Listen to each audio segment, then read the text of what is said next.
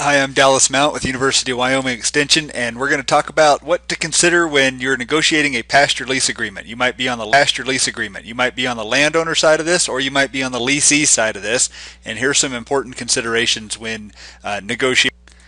Things we're going to cover are, first of all, the type of lease that you're interested in, whether it's a by the month per head, or if it's a flat cash lease, or if it's some combination of the two. We're also going to talk about things to have in your lease agreement, like who does what, who's going to be in charge of fixing the fence, who's going to be in charge of checking the water for the cattle or whatever type of livestock, those types of things. And then we're also going to talk about how you determine the rate or the total cost of the lease, where are some resources you can use to determine that market value. And then also talk about a land health evaluation component of the lease agreement, and then quick run through an example lease and what it might look like.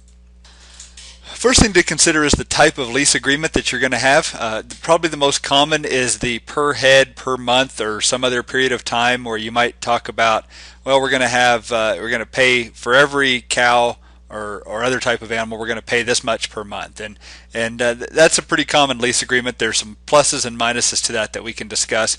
Another one would be a flat cash lease agreement, where we're going to pay you $1,000 for the use of this pasture for the year, and that doesn't really matter how many head we bring and for how long.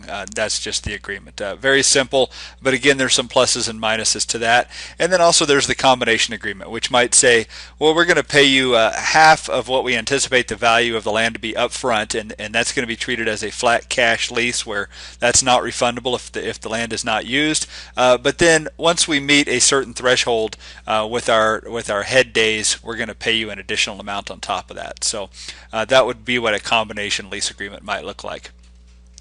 An important thing to consider is who does what, and this is a great thing for the landowner and the leasee to sit down and go through together. And what might be as simple as a chart like this, with the landowner on one side and the leasee on the other. And things we might see here in the landowner side might be, I'm going to pay for fencing materials, and the leasee is going to do the labor to repair the fence, or to go around the fences for the first time in the year. Landowner's probably going to be responsible for paying the tax on the land, utilities associated with the land, and the leasee is probably going to be responsible for things like fertilizer costs, if they're going to happen. Maybe their leasee is responsible for checking livestock, doing daily checks of livestock, or however often, to be sure that the water is available. And maybe the landowner is responsible for infrastructure upgrades, things like wells, pipelines, stock tanks, or maintenance of those items. Maybe the leasee is responsible for doing some easy maintenance on those. If something's fairly simple that can be done, maybe the leasee is responsible for, let's say, fixing a corral if that corral needs to be repaired. So this is an important thing to go through and give some consideration, so that this is all up front. And if it's a new lease agreement, there's certainly going to be things that come up as you go through the year, and sitting down and talking about who's going to do those would be an important part as well. Another component of this is who's responsible for what types of disasters or damages, if they may occur. For example, livestock death losses due to poisonous plants. Who's responsible for that? Who's going to bear the financial burden of those losses? Livestock deaths due to natural disaster, whether it's lightning or other types of things. So I think it's important to spell those things out as well, so if something does happen, it's clear who's going to bear the financial burden. Determining the lease rate. So there's a few different ways you can do this. My favorite way is to look at some type of published data on the price of either a cow-calf month or rent per acre. Generally out west we use cow-calf month because the variability per acre is so high. One site to do this is the Wyoming Agricultural Statistics Service. They put out an annual bulletin, and one of the listings in that bulletin is the rate per AUM or per cow-calf pair for a historical period of time. So we can look at that rate and see where we are, realizing there's quite a bit of local variation. For example, in Wyoming, the eastern part of the state tends to have higher summer grass grazing rates than does the western part of the state. If you're working on a flat cash lease, flat cash rental, where you're paying, in the example I used, that $1,000 for use of the pasture for the year, a good way to get to a flat cash lease agreement is to look at what might be considered an average year, how many head it might run, for how long, do the math to figure out what the rate might be if it were by the head month. And then once you see that total cost, you want to reduce that some, because in a flat cash rental rate situation, the leasee is assuming all the drought risk in that situation. So even if there's a drought, the leasee is going to be expected to pay so much for the use of that land. So since they're assuming more risk on that, then their overall rental rate would be decreased. Vice versa, in a per head per month type of arrangement, the landowner is assuming all the drought risk. So if there is a severe drought, no forage production occurs, and I'm saying drought, it could be a myriad of things from grasshoppers to fire. If no grazing occurs, then the leasee stops paying and the landowner's income can suffer. So they're assuming the risk in that situation. So they would benefit from upside potential as well on that. So that's a good way to start to determine those lease agreements. And then, of course, your local market in the year is going to have some to do with it as well. If we're in a dry year, a year of very high hay cost or feed prices, the price of grazed forage is going to go up as well. So there's going to be some variation in that. Another thing to consider is some type of land health evaluation. I recommend all lease agreements include this, and that would be from the landowner's perspective. They want to be sure that the leasee is managing their land well. And so I think asking the leasee to do some things like establish some permanent photo points where they would take pictures of that land and document the range condition over time. Another good tool to do this is a cover by life form transect, where you string a tape measure out across the land and either take some pictures or actually do some monitoring of what types of plants are there.